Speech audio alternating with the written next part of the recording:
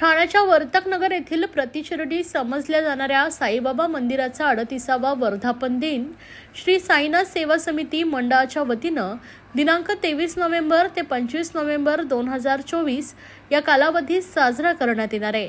श्री साईनाथ सेवा समितीचे दिवंगत संस्थापक अध्यक्ष व माजी नगरसेवक बळीभाई नैबागकर यांनी सुरू केलेला उत्सव आजच्या घडीला 38व्या वर्षात पदार्पण करतोय। बळीभाई नैबागकर यांनी सुरू केलेला हा उत्सव ठाण्याचा लोकप्रिय झालेला नसून तर संपूर्ण महाराष्ट्रात लोकप्रिय झाला आहे। मंदिराच्या वर्धापन दिनानिमित्त साई भक्त मोठ्या प्रमाणावर साईंच्या दर्शनासाठी येत असतात, ज्यांना प्रसाद म्हणून लाडू दिला जातो।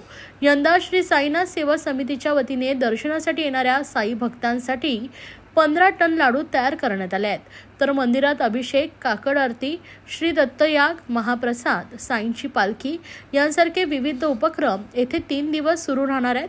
तरी भाविकांनी 3 दिवस चालणाऱ्या या उत्सवात आवर्जून भेट देऊन साईंचं दर्शन घ्यावं असं आवाहन श्री साईनाथ सेवा समितीचे मंगेश नैबागकर यांनी केलं आहे। श्री वर्तकनगर श्री साईनाथ सेवा समितीचा 38वा वर्धापन दिन असून संस्थेचे संस्थापक अध्यक्ष स्वर्गीय श्री बळीभाई नैबागकर यांना अभिवादन करून आम्ही हा कार्यक्रम करत असून आज प्रथमच आम्ही त्यांच्या विना हा कार्यक्रम करत आहोत। कारण साधारण 38 वर्ष सातत्याने ते या संस्थेचे अध्यक्ष होते आणि त्यांनी ज्याप्रमाणे आम्हाला या सर्व मंदिराची कार्यक्रमाची रूपरेषा दिलेली आहे त्याप्रमाणेच आम्ही सर्व कार्यक्रम पुढील प्रमाणे करत आहोत।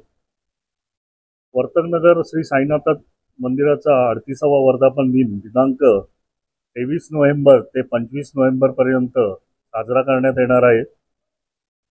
जवळजवळ संपूर्ण महाराष्ट्रातनं मुंबई, पुणे, कल्याण, डोंबिवली म्हणजे अशा प्रकारे संपूर्ण महाराष्ट्रातनं लाखोनी भक्त इथे येतात।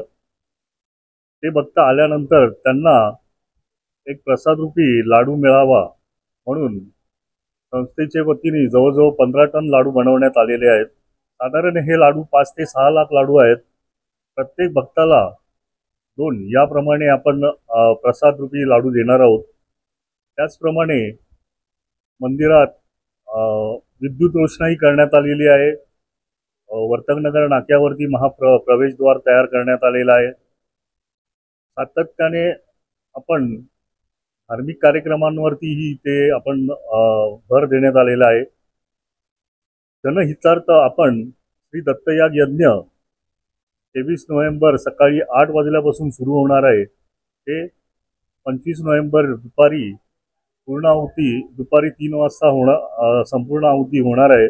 अशा प्रकारे दत्तयाग हा संपूर्ण 15 भटजींच्या सानिध्यामध्ये हा याग पूर्ण होणार असून सर्व भक्तांना मी आपल्या चॅनलच्या माध्यमातून वर्तकनगरमध्ये सर्व भक्तांनी यावे, दर्शनाचा लाभ घ्यावा अशी मी विनंती करीत आहे। माझ्याबरोबर आमचे संस्थेचे प्रवीण भाऊ रोटे उपसचिव आहेत, हे सुद्धा आमच्याबरोबर ते कार्यरत आहेत। अशा प्रकारे आमची संपूर्ण विश्वस्त मंडळ या कार्यक्रमासाठी अहोरात्र काम करत आहे। साधारण 8 दिवसापासून हे लाडू बनवण्याचं काम चालू आहे। साधारण 150 कामगार कारागीर इथे